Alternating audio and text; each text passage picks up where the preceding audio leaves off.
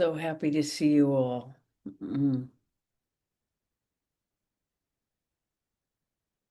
So let's meditate.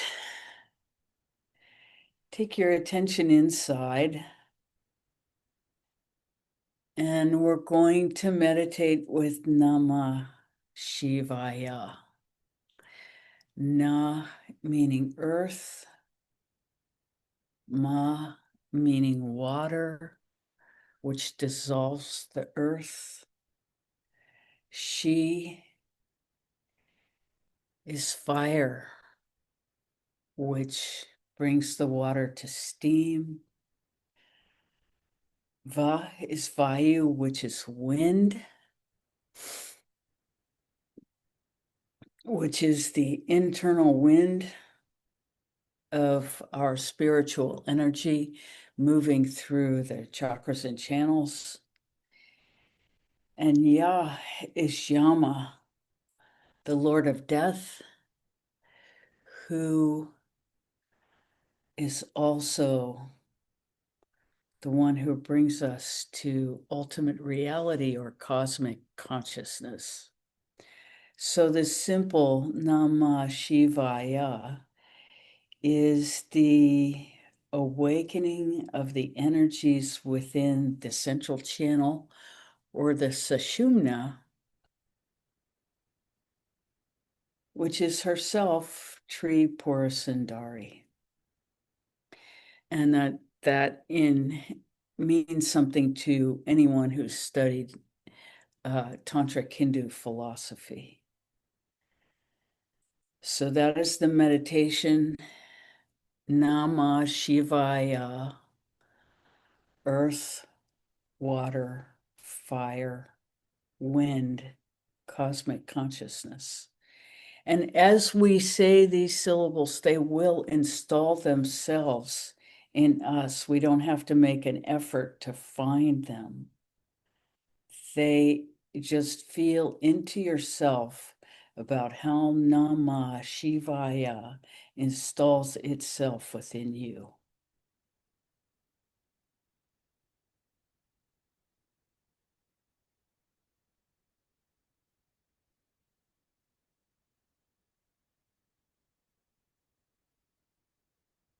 So we'll be quiet now and each do our own practice.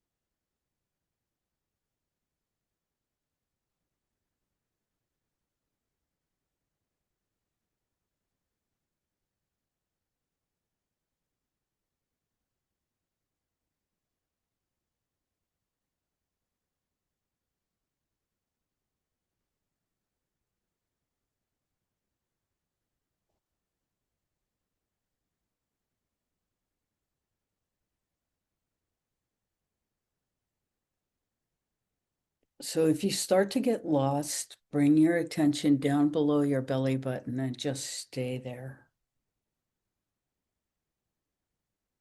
It's fine not to move. And it's important if your energy jumps up between your ears, stay with your attention below your belly button for at least 20 breaths.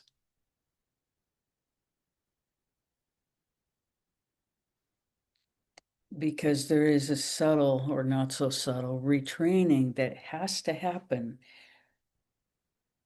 taking our energy away from between our ears.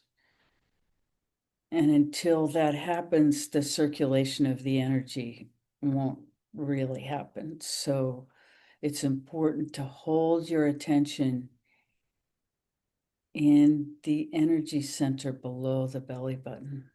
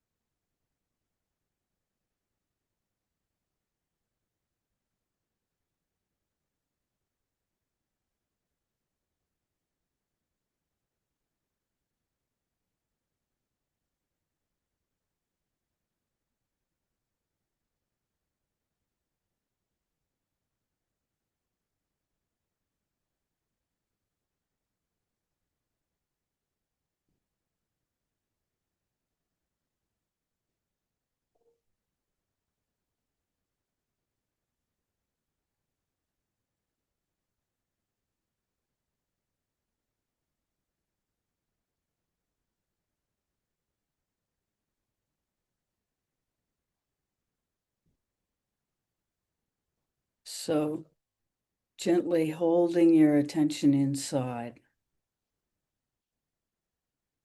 holding to the state within you, and keeping your attention below your belly button. Slowly open your eyes.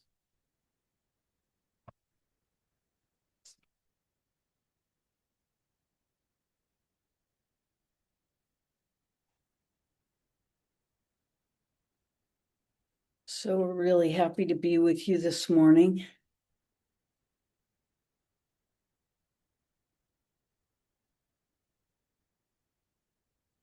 How may we serve?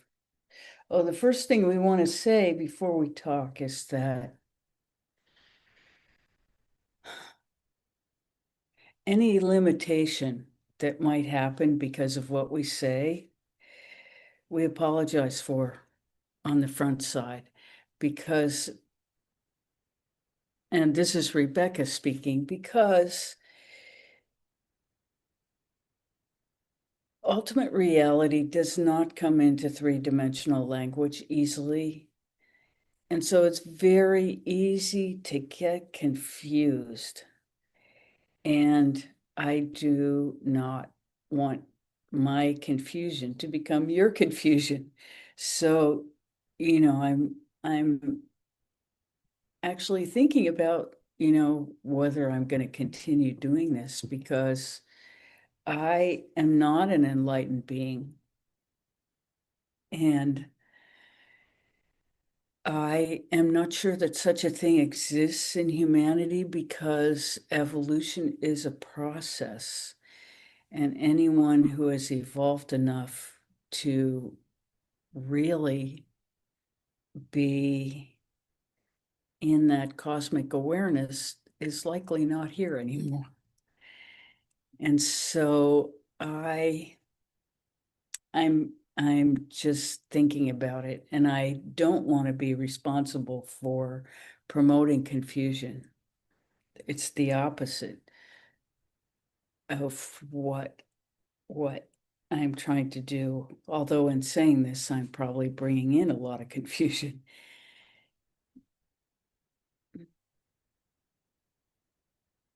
But I can see that it just in my own evolution since I started speaking for Annassa, that what I'm teaching is much, much different. What's coming through me is much, much different and a lot more refined than, 2017 when I first started opening my mouth. So I don't know, given that trajectory, how helpful what I'm saying is. I don't think I I would never intentionally create confusion. But that's what my own process is like at this particular moment.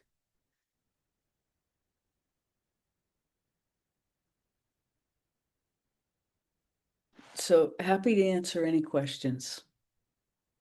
How may we serve this morning?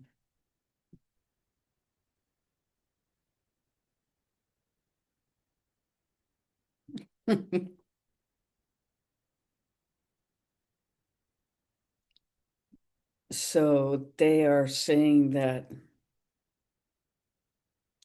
the reason they asked me to speak is because I have retained a sense of awe and wonder throughout my life, despite plenty of evidence that some other state might be more important, but that because I have retained that's what is the most important thing, really curiosity and the capacity for awe and wonder and delight when that arises, that those are the prerequisites for spiritual growth and helping others along that path. So they are inviting me to continue in a very public way.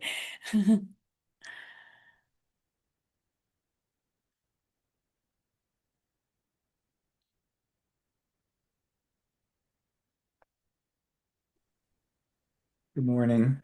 Good morning. So you brought a report. Mm, Not so much. I mean, I have nothing to report. I just wanted to say, though, that I hope you will continue. And my experience of coming to these has been one of awe and wonder that gets renewed in me um, uh, on these mornings. And so it's I think the most important thing is in fact happening here. So that's my Wow, that's pretty strong because we know the depth and breadth of your experience.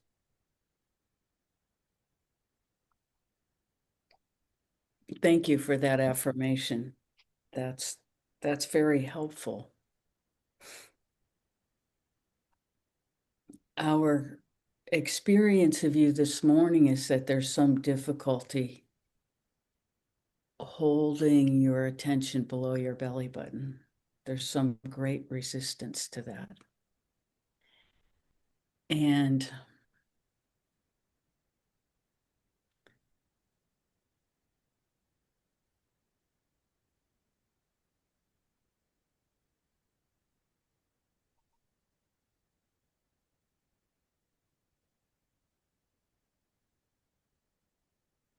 we're trying to feel into what it would take to melt that resistance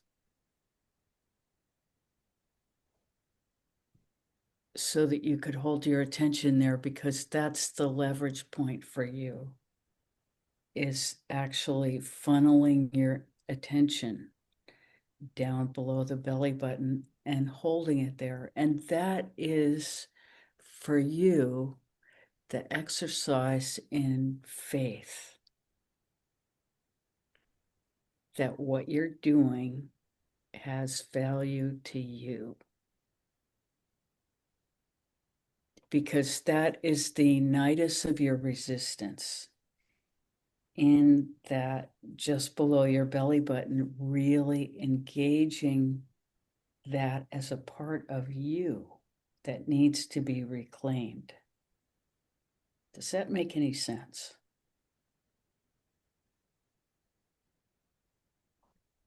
yes. And what comes up as you feel into that?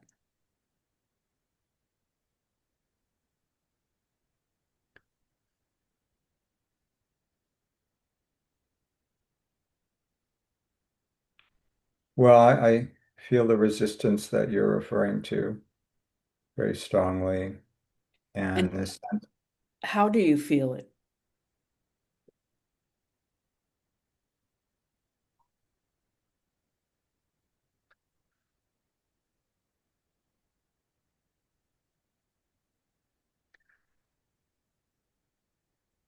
well, on the most basic level, it's a no. Um, Would and you be willing to attempt to ask why?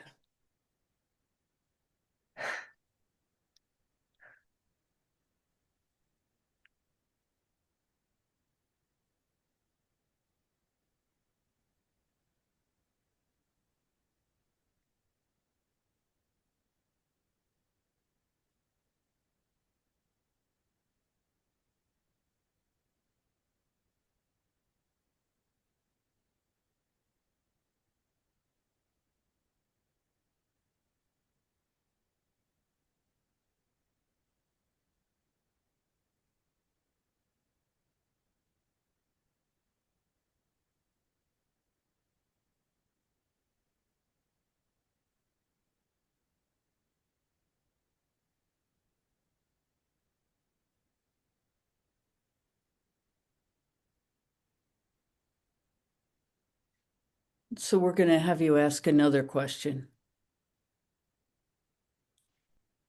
How can I befriend you? Ask that of your energy center below your belly button. How can I become your friend? Okay.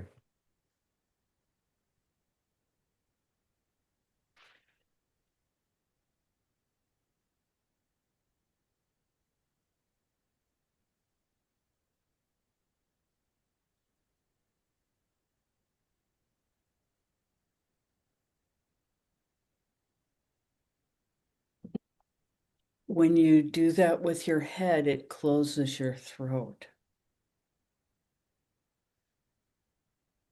And then your breath can possibly go lower than that, or your attention.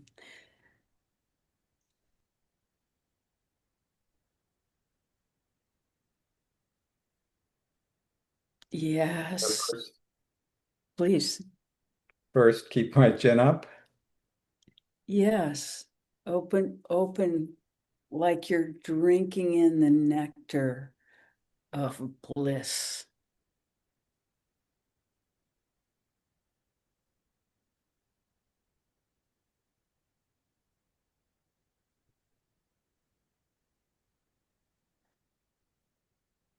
Now feel into your belly button. You're way up there in your head. Take your attention down. Take your, and let your chin is, you can also block the back channel by being too far back. Ah, Yes. And then whenever you block from either side, the energy can't go lower in you. So pull your attention down below your belly button and ask how to be friends. Not complicated.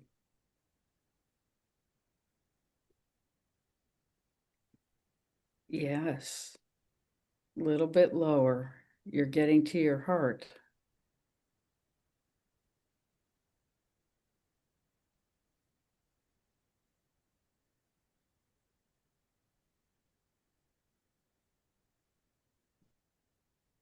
Keep going. Yeah, you're headed to your solar plexus.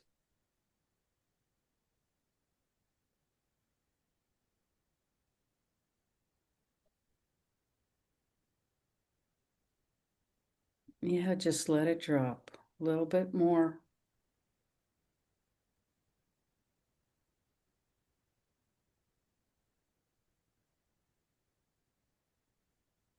You're just making friends with yourself.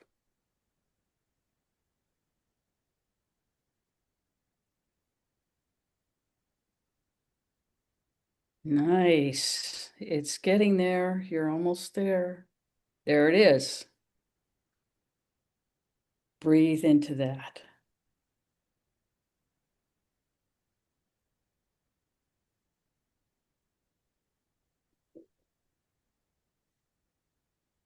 Don't close the back of your throat with your neck. Yeah, that's good. Keep holding your attention there. You bounced right back up as soon as you found it. Yeah, that's good. Keep holding your attention low, like you've got an anchor there. You've got it. You're getting it. Now take a very deep breath all the way down. Fantastic.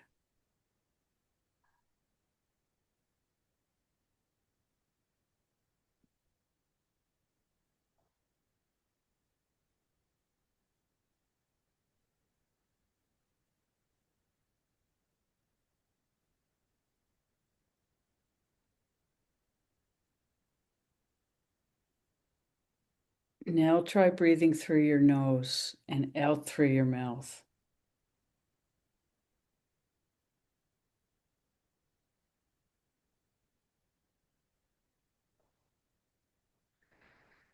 Without blocking the back of your head.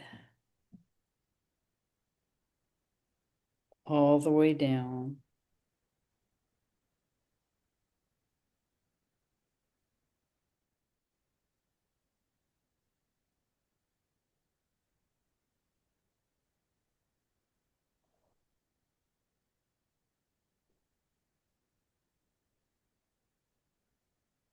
Hold your attention down.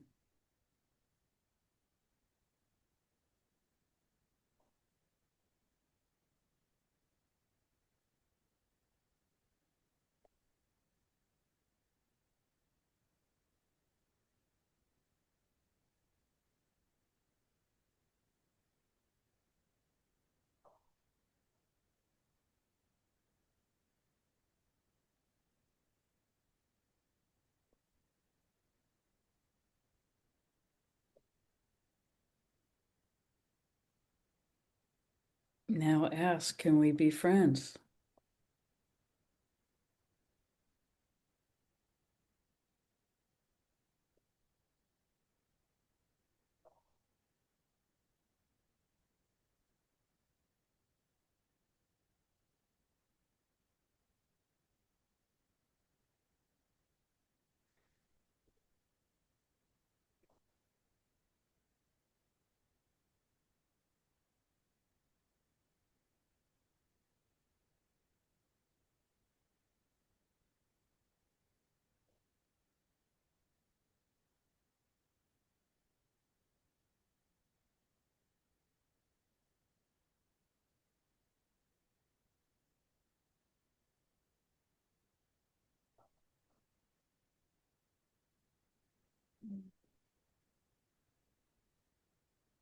Feel into that energy center. Don't let your energy bounce back up.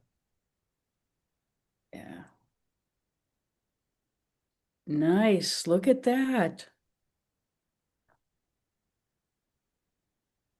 How beautiful.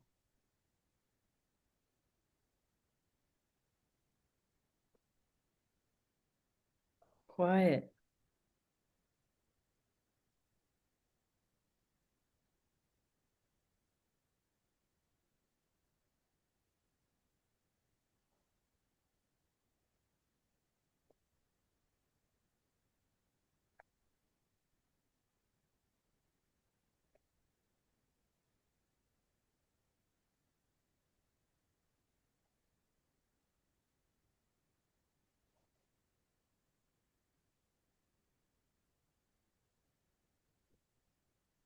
In through the nose, out through the mouth, all the way down below the belly button.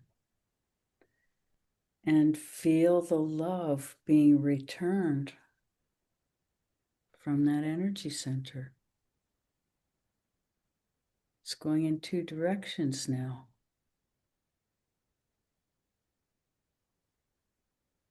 That is you loving yourself.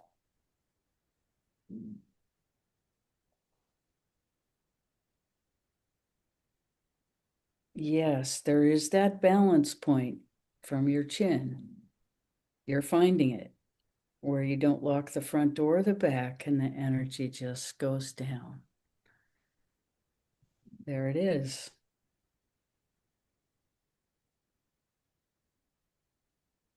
Yes. And you can play with the edges of that so you know exactly where it is. Keep feeling into your belly button. Yes. Breathe through your nose. Exhale out your mouth.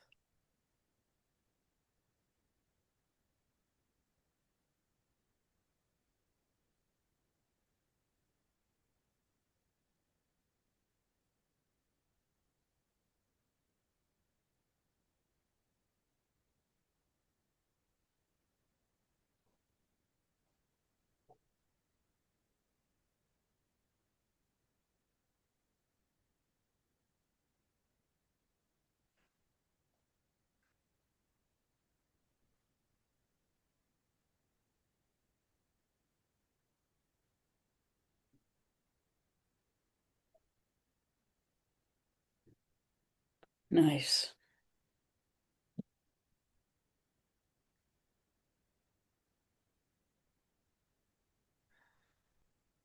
How may we serve further?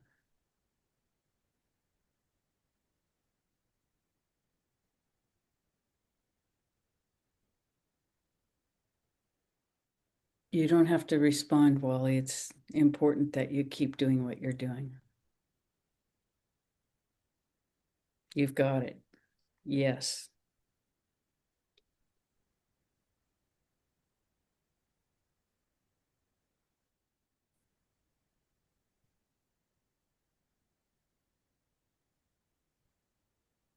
Anybody else? Any reports?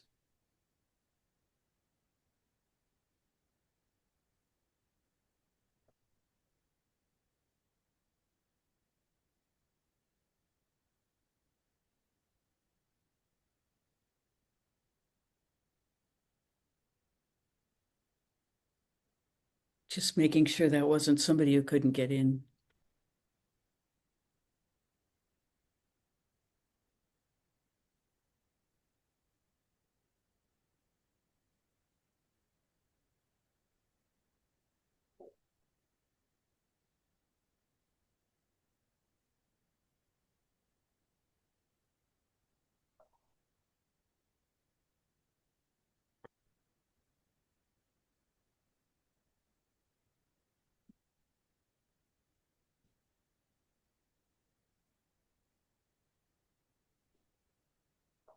Yes.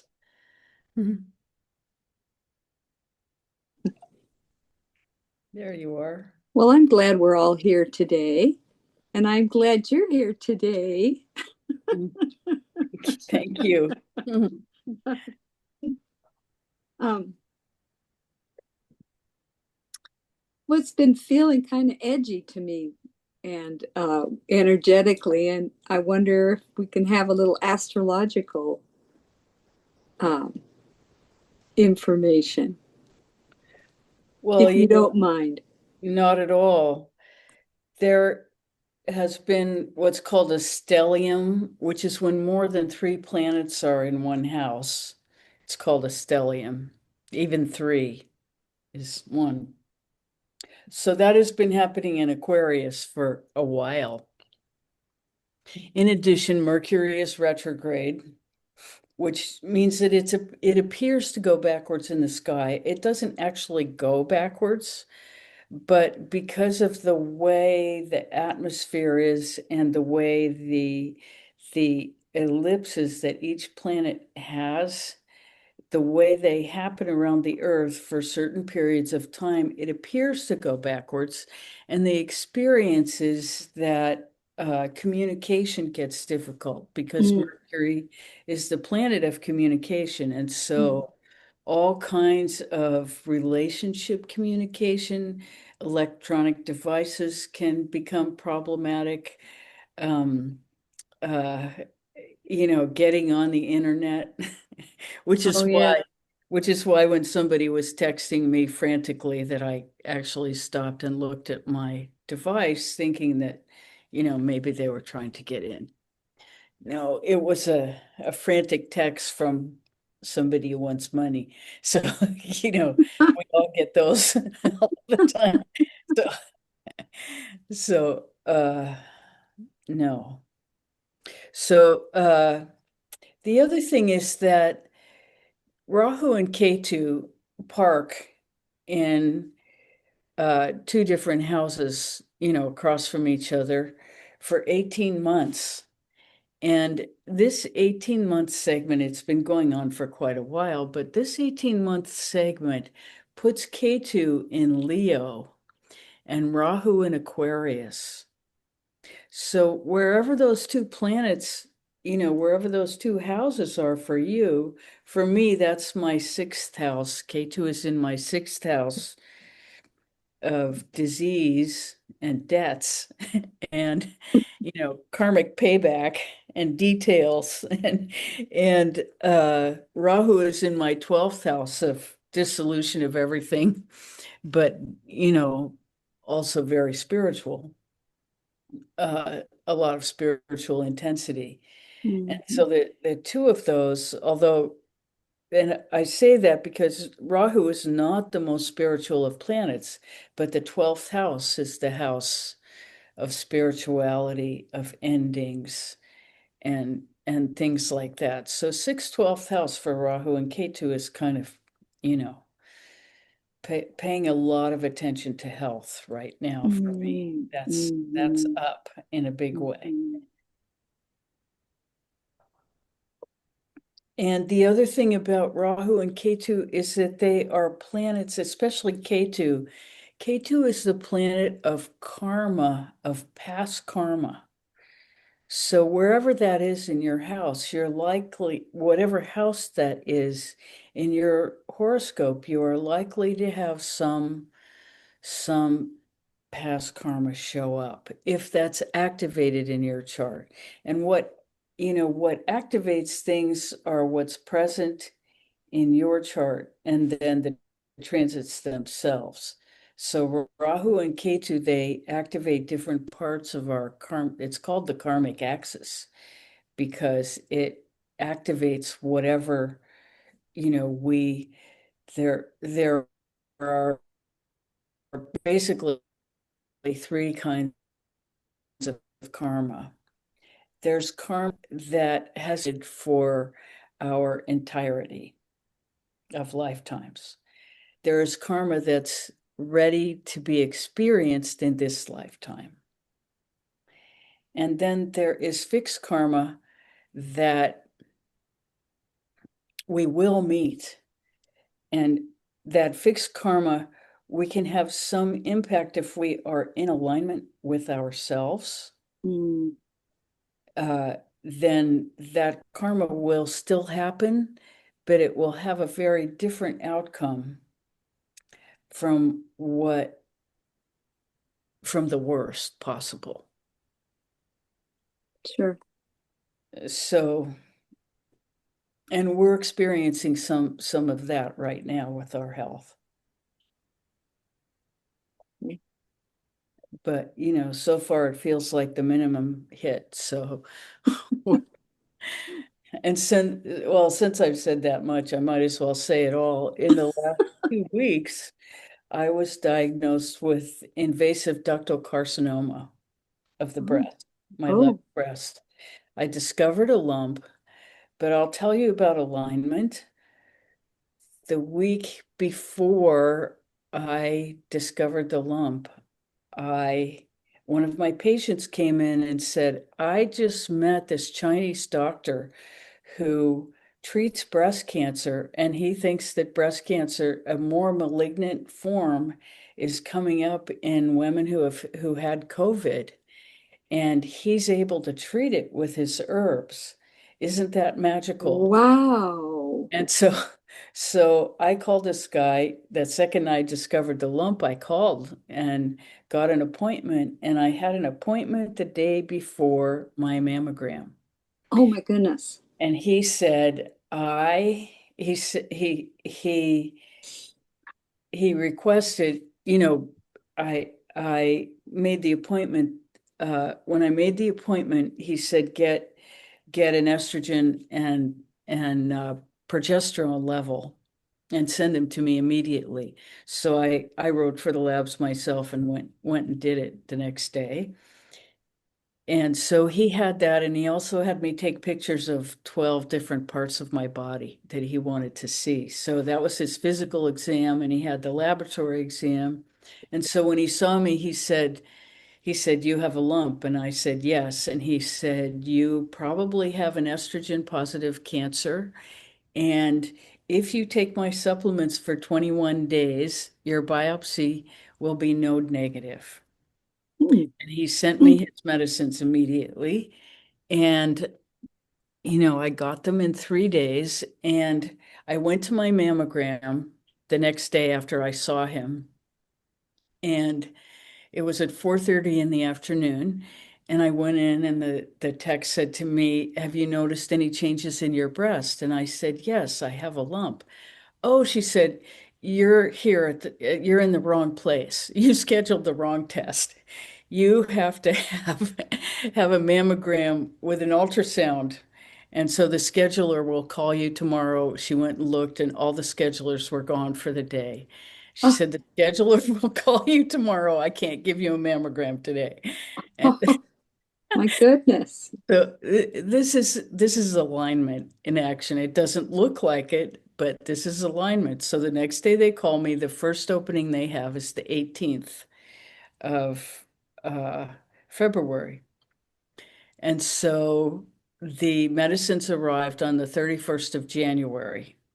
So that was 20 days. I took the medicines, and that was before the biopsy. So it was just the mammogram. So I was like, okay, I can have the mammogram after 20 days.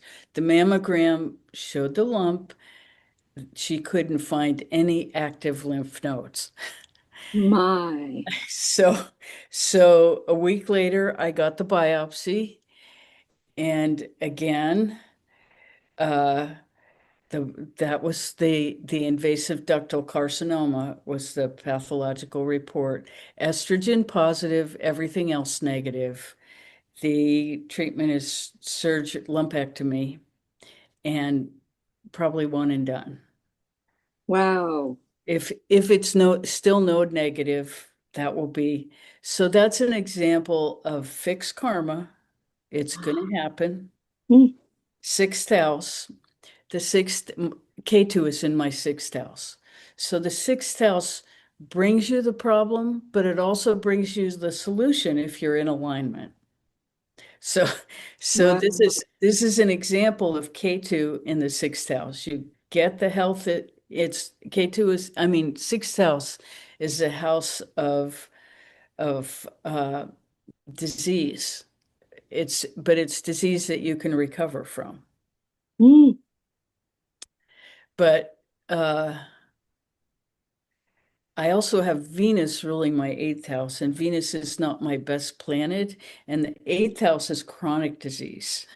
So, that means that and my moon is quite powerful and sometimes good and sometimes bad.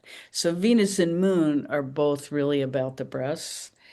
And so that this would happen is fixed karma, that it's the minimum hit is alignment, that the person who could help me with this appeared in time.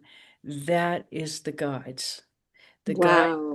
guides speak through synchronicity.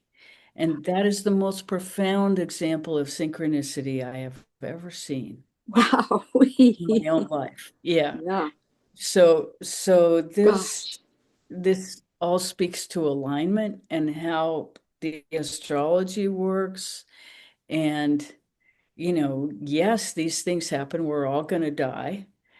We're going to die of something. So the only commitment I have to myself in meeting this Mm. is that I'm not interested in longevity. I'm interested in protecting my vitality Mm-hmm. through whatever's happening. So I will avoid chemotherapy and radiation, as much as possible. Yeah. And Yeah. so that's everything I know. And it's also throwing me into a period of evaluating everything I do that takes energy, and Mm-hmm. is it the right thing to be doing? Is it the best use of my energy? Because mortality is in the focus in the Mm-hmm. crosshairs right now. And Yeah. so how I use whatever energy I have is it's important to be conscious of it. Yes. Thank you so much for sharing that. Well, I also decided immediately when it came up that I wouldn't have any secrets about it Mm-hmm. because I think secrets are destructive, Yeah. mostly for the person trying to keep them, because you have to remember Yes. who you told what Yeah. and So why you true. decided not to tell somebody else. And, that is like so complicated. I'm not going there. So, Yeah. Yeah. and also, I've made the choice to live a public life. Uh-huh. And that means that, I'm not keeping any secrets. I Mm-hmm. I refuse. Mm-hmm. That's not part of who I am. I think that's very wise, and thank you for sharing that. Really. Mhm. Well, it's important because I have a lot of experience with the other Uh-huh. and Right. and and we'll leave it there. Yeah. Thank you. You're Well, so, you're I found so welcome. I found I want to get together with you and do my chart. I did find a list of kind of impactual things that I had written down 5 years ago that might help rectify the time of my birth. Oh, great, great. Okay. And so how do I make an appointment with you? You just did. I'll put it in.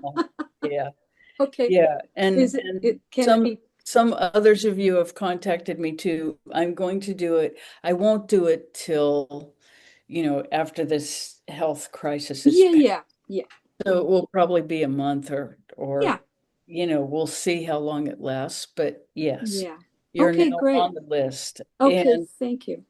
yes, and I will start reading charts as soon as this is passed. Yeah, take your time. But Yeah. I've also noticed some edgy health stuff coming up the past few days. So Yeah, I think kind of your scared chart, me a little bit there. I'm doing a little I think better your today. chart is probably very similar to mine, Close, yeah, yeah. So which means I think that you're Pisces rising. And so you may be exactly, you won't experience the same thing, but you'll have the same quality of karma being delivered. mhm, But you're also in alignment, so I'm not mhm, worried about, you mhm. know. Yeah. Well, that was helpful. Thank you. The other nice thing that's happened is that Venus has moved into Pisces, and so Venus is now exalted.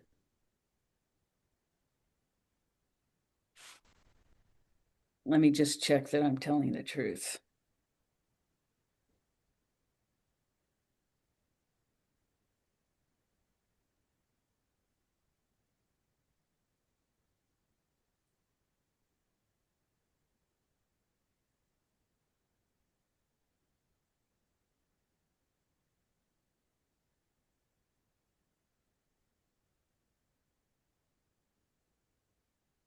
Okay, today is Sunday, March 8th.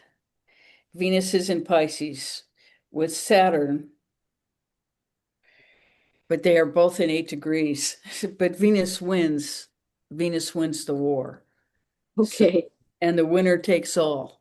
So So Venus that's a is good sign. yes, Venus is taking Saturn's energy at the moment. And Jupiter is still in Gemini, and it's well placed in Gemini. When it goes into Cancer, it will be exalted, which means it's in its best house. So it's in a pretty good place in Gemini right now. And we have 4 planets in Aquarius. There is Mars, Rahu, Mercury, and Sun. And when Mercury and Sun are together, they create a yoga that's called a Buddha Aditya yoga. And so it what that does is it makes the person really smart and able to articulate what it is they are understanding. So, and that is in Aquarius, which is the house of the common people. So hopefully somebody really articulate. I don't know if you saw it, but Obama made a speech at Jesse Jackson's funeral. I think it was yesterday. It may have been earlier than that. I'll look for it. Yeah. But the headlines were a president who can speak in complete sentences gave a talk. Holy cow, it's just crazy what's going on right now. It's total insanity. It is. It is. Yes, we have the Epstein War, And Iran. the war of distraction. Yes. Yeah. Anyway, thank you so much. Oh, you're so welcome. I hope that wasn't more than you wanted. No, it was perfect. Thank you. You're totally welcome. Hey, Hi. how you Um, doing? I'm good. I'm just in bed. I'm pet sitting again, just a different dog. Oh, sweet, sweet. Yeah, so sweet. If I could just ask about what treatments lie ahead for you? Oh, well, I am, of course, in touch with this Chinese medicine doctor at all times. And I am becoming a distributor for his medicines because quite clearly they work. And I would say the most important one that I'm on right now is actually a sea cucumber that he says is so difficult to harvest from the ocean because it's from the very deepest part of the ocean. And the divers who go to harvest it can only stay down there for 10 minutes. And then they have to come back in two phases because it's so deep. And so it's expensive. It's like $200 a bottle. So I immediately signed up for a wholesale account. And and along with that comes uh, an education in all of his products. You have to invest in the education, which I think is wonderful because he understands the biochemistry of all kinds of cancer very deeply. And so just the slides that I've seen that come with his products have all these biochemical diagrams of where the products actually block the pathways. And so this cucumber prevents angioneogenesis, which you know is the creation of a blood supply to the tumor. So what it does is it blocks that creation of blood supply, which is why he could say with some confidence that if I took this product for 21 days, I wouldn't have any lymph nodes because there would be no blood supply to the tumor to carry it to the rest of the body. So, I'm proof in the pudding, so to speak, that particular thing works. And he also has immediately, when he saw my estrogen and progesterone relationship, that was how he was able to predict that I would have an estrogen positive tumor. And he gave me a second supplement which balances the hormones. Hmm. It treats estrogen dominance. I have been looking for treatments for estrogen dominance for 25 years, and I have never found a practitioner who everybody understands that it exists and what it is. Nobody knows how to treat it. Hmm. But this guy, he's the first person I've ever met and I feel balanced for the first time in 25 years because I met somebody who truly understands it and has products to treat it. So I'm a walking advertisement. So, but he put me on 6 supplements. There's another thing that I mean, I'm going to share all my health stuff, but there's another thing that happened when I got COVID. Ever since I had COVID, I had this red line on both feet about halfway down between my toes and my ankle, and everything below that line from my halfway of my foot, including all my toes, was red and inflamed. And at night, I would wake up and that area would hurt. And it felt to me like there was a lot of vascular congestion because I would move as much as possible, and that didn't really move it out. Hmm.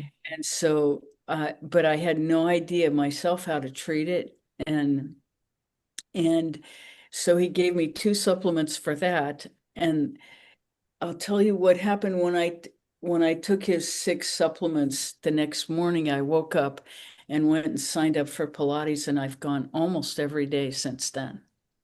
I didn't have the energy. I knew I needed and wanted to do that, and I didn't have the energy until I took his products. Like overnight, I changed. That's remarkable. Pilates is hard. Well, it's Pilates on the reformer. Pilates without the reformer is impossible. I couldn't begin to do it. But Pilates on the reformer is, I mean, anything where you get to lie down for the first 20 minutes and exercise, that's it for me. You've got me. So my gym invested in 14 reformers and a bunch of teachers, so they have 6 classes a day. So I can pretty much go almost every day but Sunday. That's amazing. Yeah, so that's my story. So he is my main practitioner, but I also have a shaman that I've been seeing who's a very close friend of mine, who, immediately when she found out about this, uh, we've discussed it at every stage. And she said, uh, "You're not getting out of here this soon." That was the first thing she said. You're not getting off that easy. You're going to be here for a while, and Sure. that it would probably be a non-event, as minor as it could be, which it looks like it's stacking up to be that. Great. So you'll continue to take the supplements for some time then until you're out of the clear and continue to Yeah, work with he your, he said 6 months at least, okay. That's but easy peasy, I mean, compared to a lot of other treatments. So, oh yeah, what everybody else, every patient I've ever had who got breast cancer, it was a 6 month ordeal okay. minimum. Minimum. So yeah, it'll be 6 months, but it won't be the same. I mean, I couldn't imagine being this lucky. I it's beyond my imagination. It's certainly beyond my experience of what happens to people who get invasive ductal carcinoma. It is the most common and it's very slow growing. Yeah. In some ways, it seems like also you're gonna benefit from this, not only just experientially, but like you're clearing up other health things that you had in addition to this Exactly. criteria. So Exactly. it's I mean, even more luck. yeah, I mean, I feel uh physically I feel better than I have in a really long time.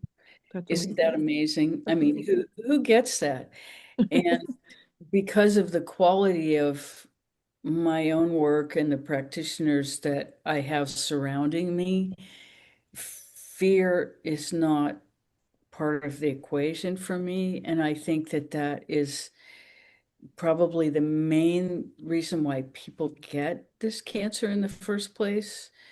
Or I don't know that it's fear and anger it's emotional toxicity is what it is that the body can't express or get rid of in some way. And so for me it's probably at its base root anger. And so I've been working on that intensively for the past 3 to 4 years. So I think that's another reason that this is genetic, and that I have an older sister who had it 19 years ago who's still quite vital. And she was treated with radiation and surgery. And my mother's sister had same diagnosis, and my mother probably would have had it had she lived.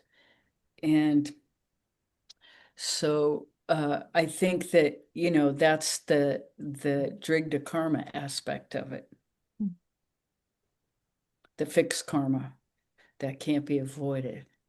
So would you say that that fixed karma is not only superimposed on your life and your soul, but it's fixed karma from generations, like you've inherited Yes, that as well? yes.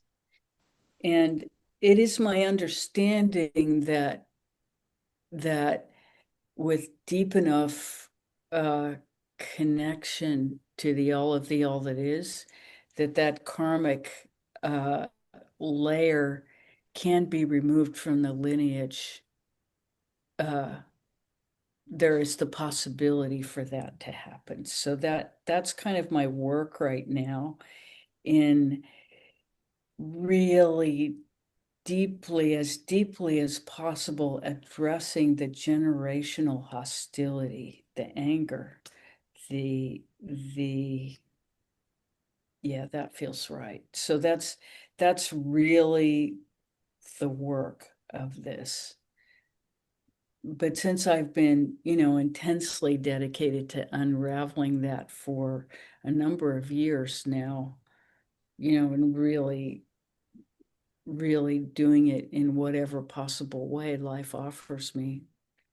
I've seen more than one therapist and done more than one kind of treatment, and, tons of shamanic work and energetic work in unraveling all of those patterns for me and everybody I'm connected to. Does it feel like it's coming to an end with this whole treatment process and Well, my understanding coming to an end.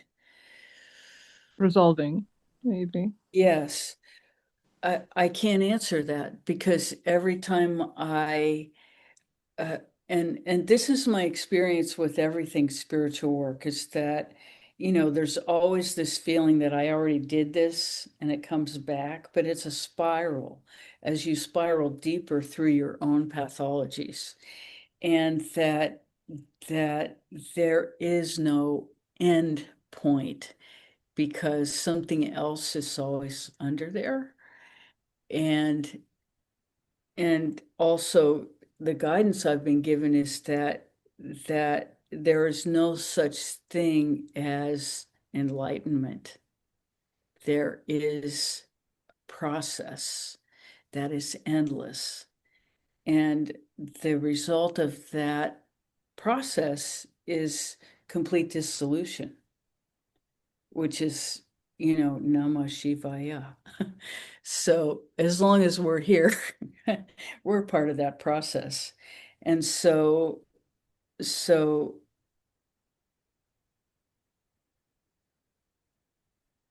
I'm not saying there aren't any enlightened beings on the planet. I have yet to meet any. I've met a number of people who were masters of a certain aspect of being. The first one I met was my cello teacher, who was like the most amazing cellist I had ever, ever met. And being in the same room with him when he played was just like, whoa. It was unbelievable experience. And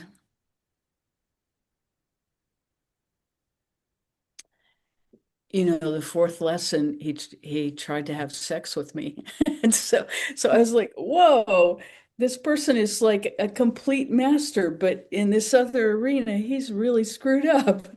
And so fortunately that wasn't the end of our relationship, because I was in awe and wonder and managed to make light of the whole thing, and we got past it.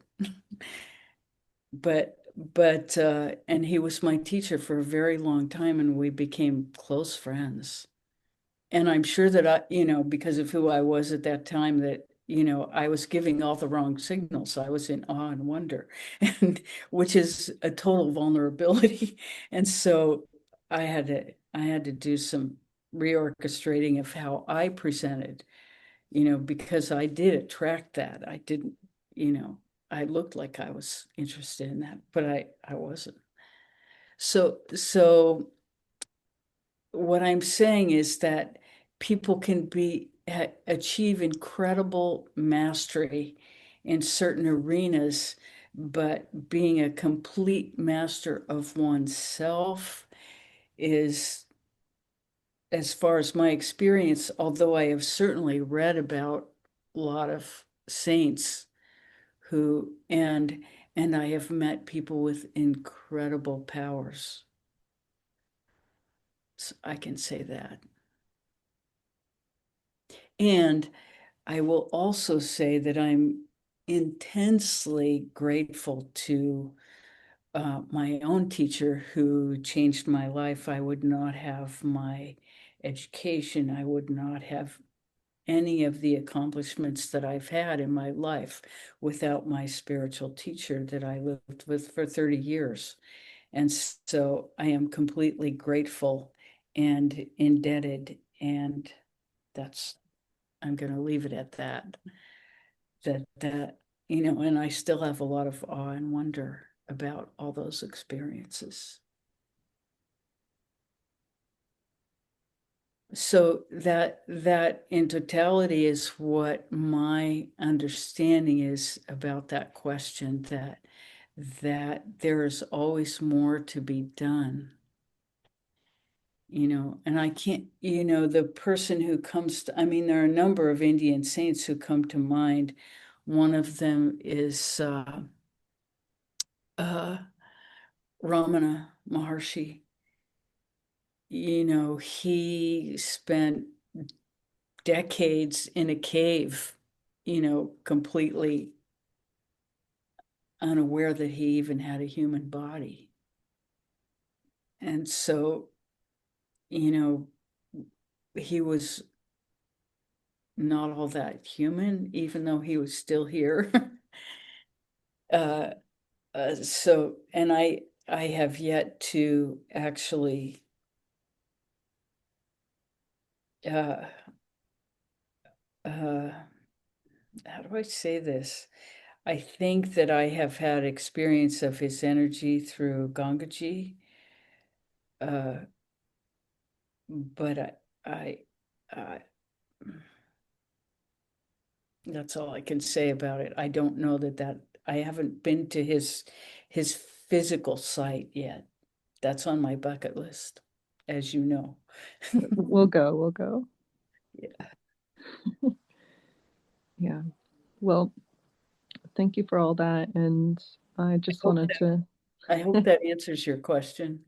yeah. And I just wanted to say, like, to your initial statement, like, we're having fun. I'm here with you.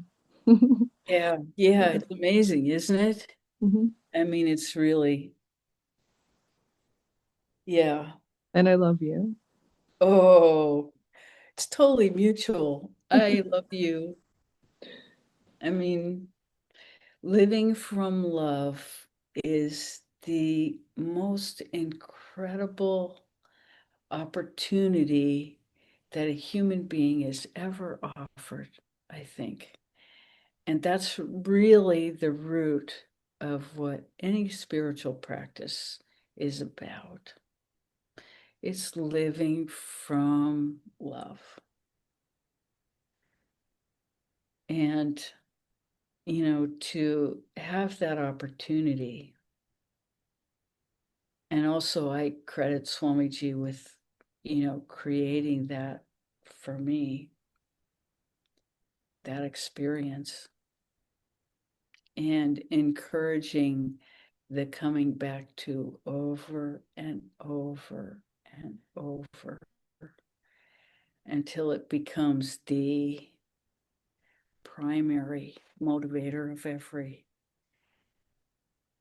everything in the field.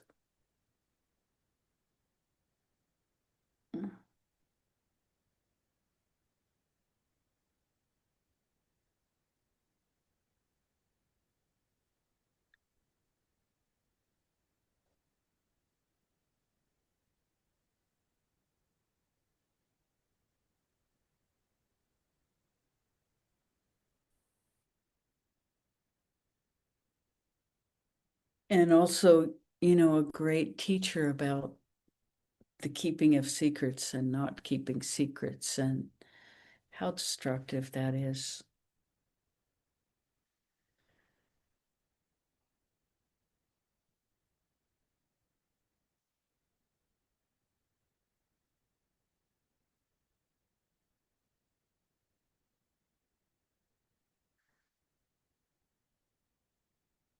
So to me, secrets are a demonstration of the work we have yet to do in ourselves. That which we are unwilling to face in ourselves, we try to protect by not sharing it with others.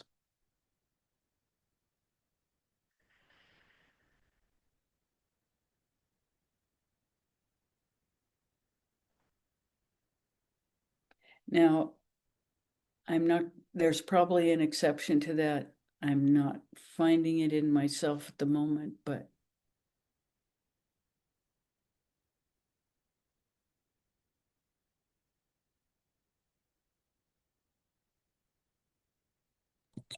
I was wondering if you can explore um, keeping something sacred. Like an example would be like if a woman is newly pregnant and withholds that information, um, to some it could be secretive, to some it could be sacred. There's a fine line there, and well, the fine line is this. For the first 3 months of a pregnancy, anything can happen. And, until you get through that first trimester, there's a good reason to not share it, because it means that you will have to share your grief if it doesn't work. That's the reason that most women would hold that space. I don't think that holding that space, let me feel into it.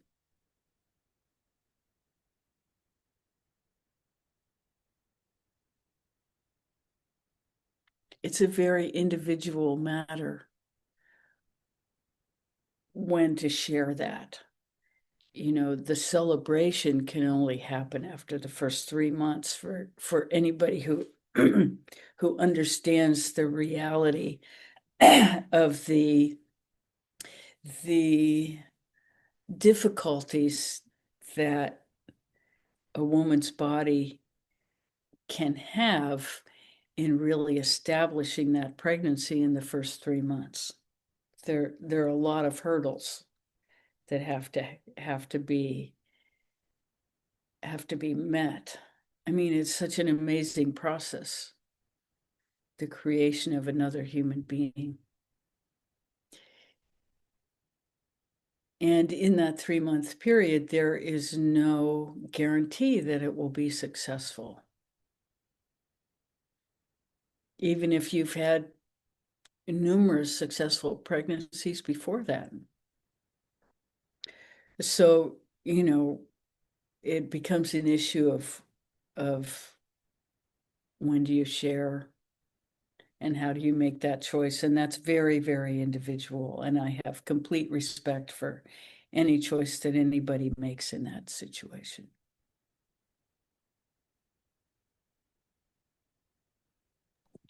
I have another question towards that, which is sharing one's like spiritual practice, like their deep spiritual practice, because sometimes I've had trouble wanting to share that or like divulging everything I do. And it's like, oh, am I being secretive or am I being like protective of my inner landscape? Or yeah. Well, when you don't know who you're dealing with,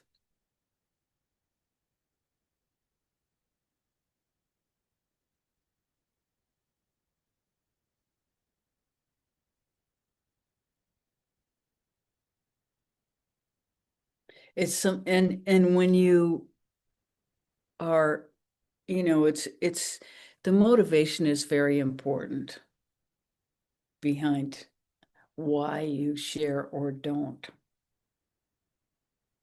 And so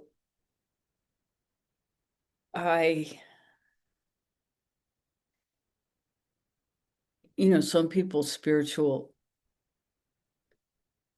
knowing about your spirituality is ammunition they would use to persecute you. So there is that, and that's a real thing, although it's not so common in our environment, but certainly the people in power right now are, not to be trusted. And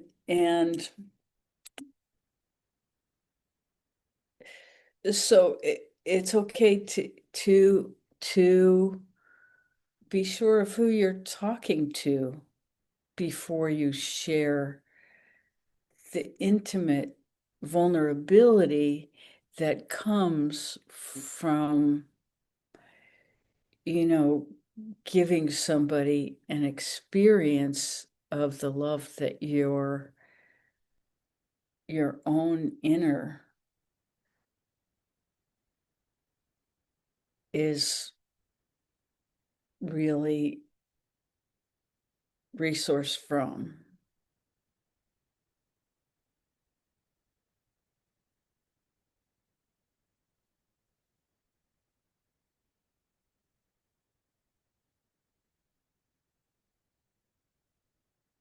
At the same time, once you know that the person can truly benefit and is thirsty for that, then the equation changes. But where that line is for you is very personal, and to be, again, respected. It's similar in a way to the pregnancy analogy.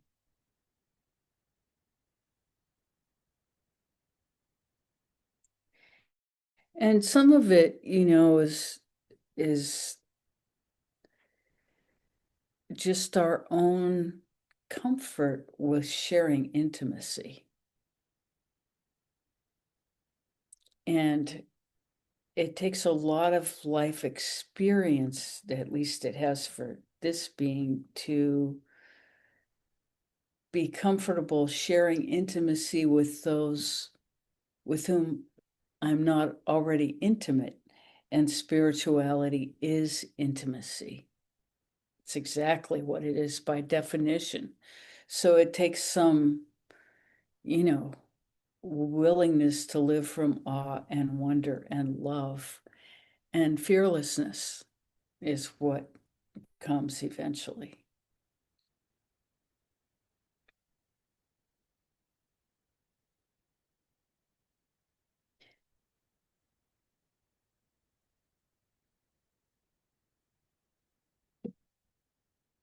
And I will say the moments of fearlessness get closer together. Like any other, same is true with bliss. The moments get closer and closer together.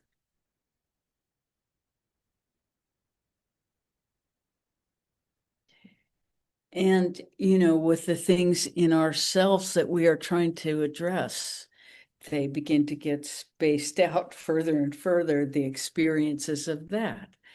So it all has value, and it all has its own time period. We can't rush any of it. The goddess lets us in when she lets us in.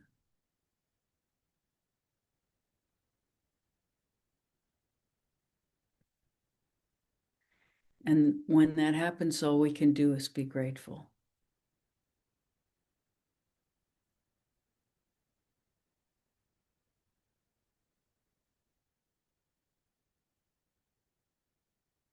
And hold to that with everything that we are, everything we're made of. Hold to that feeling.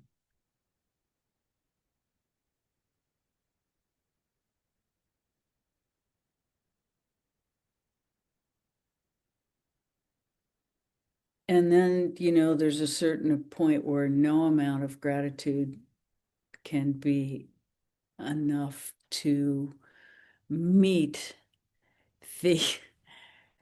the grand luck of awareness.